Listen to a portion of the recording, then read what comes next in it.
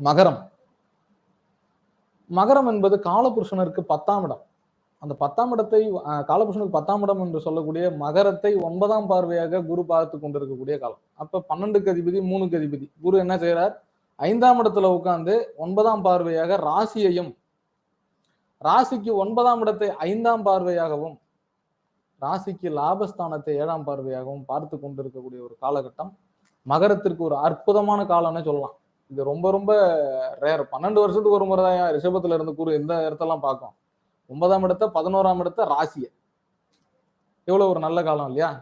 So இந்த மகரத்தை குரு பார்க்கும், அதாவது நான் சொன்னது லாபஸ்தானத்தை குரு பார்க்கும், எப்பனாலும் பார்க்கும். இப்ப கடகத்துல இருந்து குரு பாக்குறாரு அப்படின்னா 5ஆம் பார்வையா லாபஸ்தானத்தை தானே பார்த்தோம். ஆனா ரிஷபத்துல இருந்து பாக்குறது நான் உங்களுக்கு 5ஆம் இடம் இல்ல அப்படி.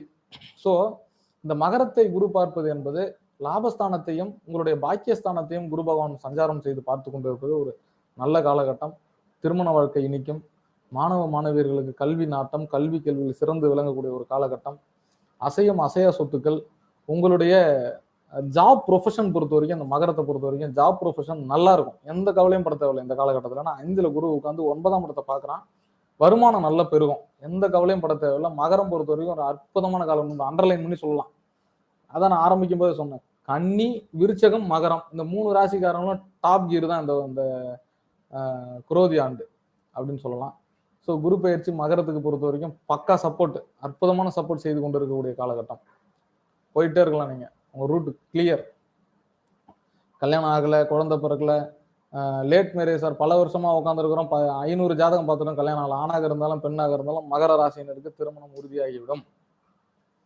சரிங்களா? ஒன்றும் கவலைப்பட வேண்டாம். இந்த சிட் ஃபண்டு, வாரா கடன் அப்படிலாம் இருக்குன்னா இதெல்லாம் வந்துடும்.